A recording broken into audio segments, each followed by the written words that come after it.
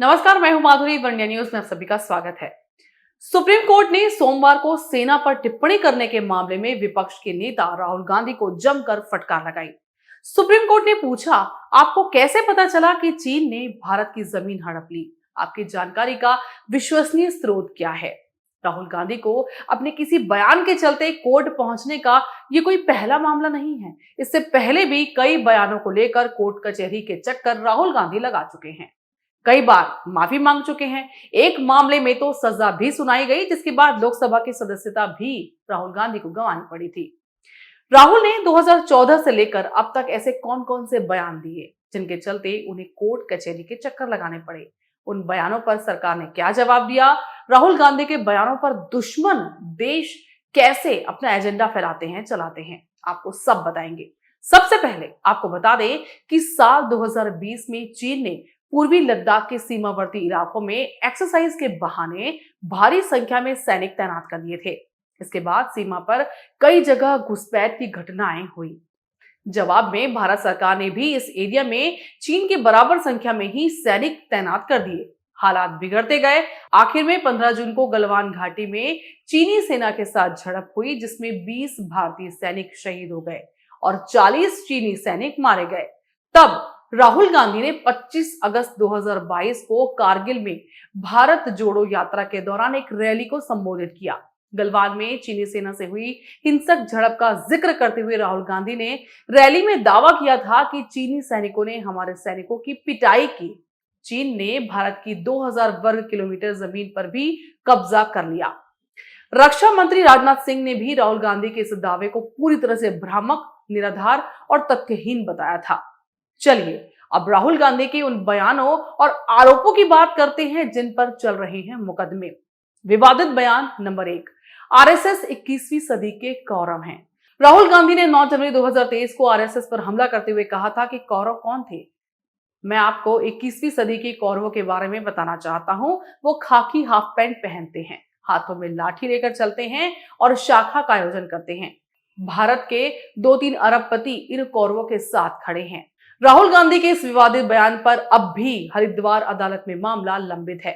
अब बात करते हैं विवादित बयान नंबर 2 की। सावरकर धोखेबाज है, अंग्रेजों को लिखा माफीनामा।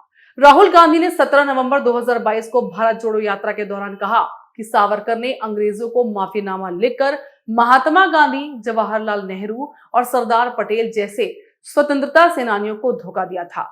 राहुल ने एक चिट्ठी दिखाते हुए कहा था कि ये चिट्ठी सावरकर ने अंग्रेजों को लिखी थी, जिसमें उन्होंने डर कर अंग्रेजों से माफी मांगी और अंग्रेजों का नौकर बने रहने की बात कही थी, जबकि ऐसा नहीं था। इसीलिए वे सालों तक जेल में रहे। सावरकर के पोते विनायक सावरकर और शिवसेना शिंदे पार्टी की नेता वंदना डोंगरे ने भी 2 अलग अलग थानों में मामला दर्ज कराया। विवादित बयान नंबर 3, सारे चोरों का सरनेम मोदी क्यों होता है? राहुल गांधी ने 13 अप्रैल 2019 को कर्नाटक के कोलार में चुनावी रैली को संबोधित करते हुए कहा था कि ललित मोदी, नीरव मोदी, नरेंद्र मोदी का सरनेम कॉमन क्यों है? सारे चोरों का सरनेम मोदी क्यों होता है? इस बयान के खिलाफ भाजपा नेता पूर्णेश मोदी राहुल गांधी के खिलाफ आईपीसी धारा 499 और 500 के तहत आपराधिक मानहानि का केस दर्ज करा चुके थे, जिसमें मोदी समुदाय को बदनाम करने का आरोप लगाया गया था। इस मामले में 23 मार्च को सूरत की एक अदालत ने राहुल गांधी को 2 साल की सजा सुनाई थी। इसके बाद राहुल गांधी को लोकसभा की सदस्यता छोड़नी पड़ी थी। बात विवादित बयान नंबर 4 की। गौरी लंकेश के मर्डर में आरएसएस का हाथ। राहुल गांधी ने गौरी लंकेश की हत्या के 24 घंटे बाद मीडिया से बात करते हुए कहा था कि देश में जो भी भाजपा और आरएसएस की विचारधारा के खिलाफ बोलता है, उसे दबाया जाता है, पीटा जाता है और यहां तक कि उसकी हत्या करवा दी जाती है। इस पर आरएसएस के कार्यकर्ता और एडवोकेट ध्रुतिमन जोशी ने राहुल गांधी के खिलाफ मामला दर्ज कराया, जिसमें ठाणे के मेट्रोपॉलिटन मजिस्ट्रेट कोर्ट ने राहुल गांधी के खिलाफ समन जारी किया था। आपको बता दें कि बेंगलुरु में 5 सितंबर 2017 को घर के बाहर ही पत्रकार गौरी लंकेश की गोली मारकर हत्या कर दी गई थी। अब बात करते हैं विवादित बयान नंबर 5 की। हत्या का आरोपी भाजपा प्रमुख अमित शाह। 23 अप्रैल को जबलपुर में एक चुनावी रैली को संबोधित करते हुए राहुल गांधी ने कहा था कि हत्या का आरोपी भाजपा प्रमुख अमित शाह वाह क्या शान है। क्या आप लोगों ने जय शाह का नाम सुना है? वो जादूगर है जिसने 3 महीने में 50,000 के 80 करोड़ रुपए बना दिए और प्रधानमंत्री देश के युवाओं से कहते हैं पकोड़ा बनाओ। इस मामले में राहुल गांधी पर कई एफआईआर दर्ज हुई। अहमदाबाद और रांची कोर्ट में मामला लंबित है और राहुल जमानत पर बाहर है। विवादित बयान नंबर 6, अमित शाह बैंक के निदेशक, काला धन बनाया सफेद। राहुल गांधी ने नोटबंदी को लेकर 2018 में अमित शाह पर आरोप लगाया था कि अहमदाबाद की जिस सहकारी बैंक के अमित शाह निदेशक हैं, उस बैंक ने नोटबंदी के दौरान 5 दिन में 270 करोड़ रुपए के पुराने नोट बदले हैं।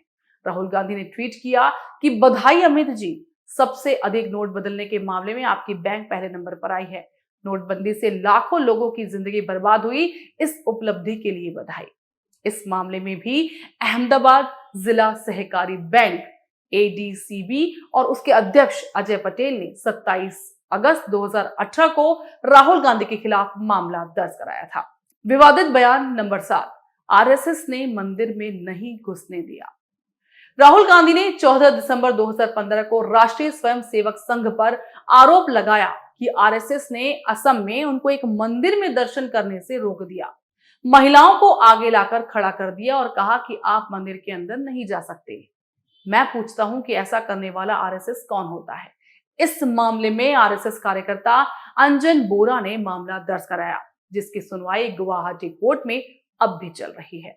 विवादित बयान नंबर 8, महात्मा गांधी की हत्या आरएसएस ने कराई।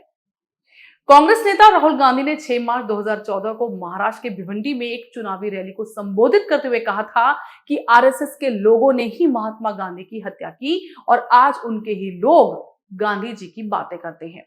राहुल गांधी के इस बयान के खिलाफ आरएसएस कार्यकर्ता राजेश कुंटे ने मानहानि का मामला दर्ज कराया था। बाद में यह मामला सुप्रीम कोर्ट पहुंचा और आखिरकार राहुल गांधी को माफी मांगनी पड़ी।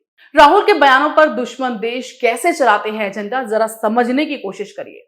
भारत में जब विपक्ष के नेता भारत सरकार की नीति, सेना की भूमिका और ऐसे ही कई मुद्दों पर जब सवाल उठाते हैं, तब चीन और पाकिस्तान जैसे पड़ोसी देश उनके बयानों को तोड़ मरोड़ करके प्रोपेगेंडा वीडियो बनाते हैं और अंतर्राष्ट्रीय स्तर पर भारत की छवि को धूमिल करने का एक गंदा काम, एक गंदी मुहिम चलाते हैं।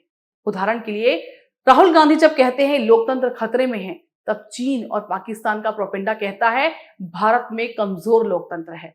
इसीलिए राहुल गांधी और विपक्ष को ये समझना होगा कि उनका एक एक दिया गया बयान कैसे देश विरोधी ताकतें अपनी दुकान चलाने में इस्तेमाल करती है।